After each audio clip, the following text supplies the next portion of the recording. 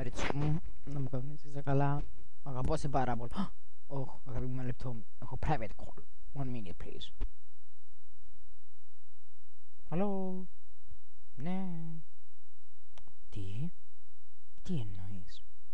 Τι έγινε? Αλήθεια? Ωχ.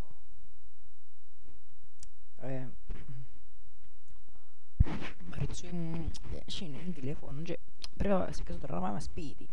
Εντάξει, εντάξει, έχω πρόβλημα, μάνα μου. Γι' αυτό όλα φιούρα, γι' αυτό. Άντε, πάμε με το καλό. Μαριτσούι. Wow, ευκαιρίες πόξε κορί. Είσαστε καλά. Μια χαρά. Έξι από τα βέβαια τώρα στις συνέπειες παίρνω από τα βάχο. Που είναι να πάω να δω, που ποθαίνει να πιω χαμέ. Ναι. 6.000, μα δύσκολα πράγματα, ξέρεις. Έλα, πρέπει να προσέχεις πες κάρτα, πες πορτίζεις. Ναι, προσέχουμε να χώνεστε. Δεν μπορεί μου λες, εγώ μια πατσά να πες χαμές πορτίζεις. Μην έχει τένια. Αλήθεια.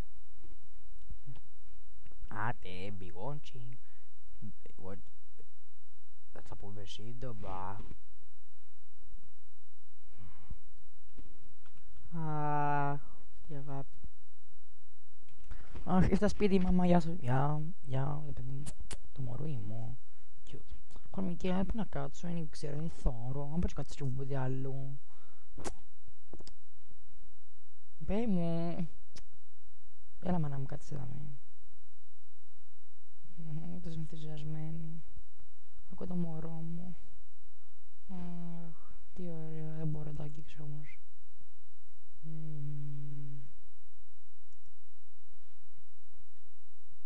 Τι έγινε? Κάτι ακούω. Κάτι ακούω. Μην αγχώνεσαι. Βγάλε με τα extension της κοπέλας. Τι? Ποιος συγκριτήσε? Πιάσε. Πες μου το όνομά σου. Εγώ ποια είμαι? Εσύ.